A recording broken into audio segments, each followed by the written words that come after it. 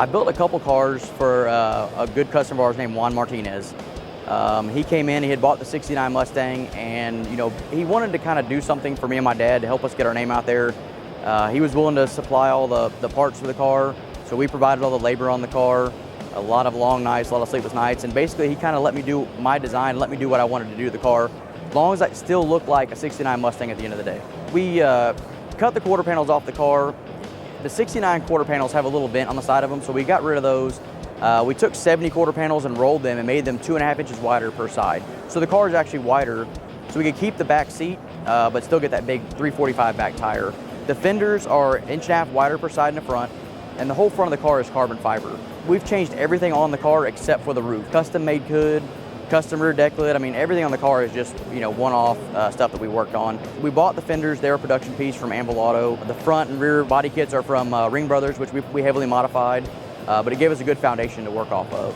I called John Cossey, Racing Engines, and I was fascinated with their Boss-headed motor. We wanted something that just screamed horsepower. We build drivers, we build cars you want to get out and drive. I wanted to do a 572 Ford. So we put together a combination on bore size. They got me the piston, the heads.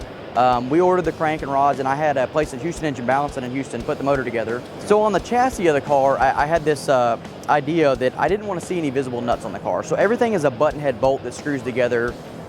They're file fit to fit the car. Much as I tried to think about the chassis, I wanted to carry that through the interior.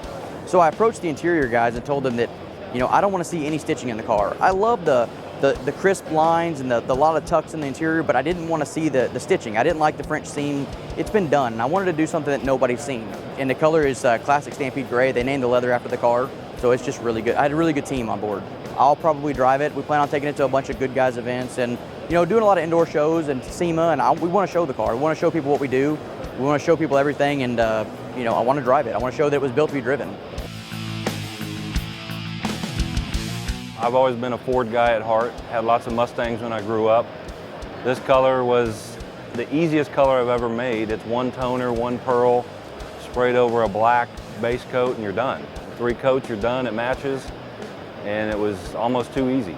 Well, the Global 8152 is the best clear I've ever used, and I've used them all. At times I've used it as a primer, quite honestly, to level out things, block sand it, and apply more.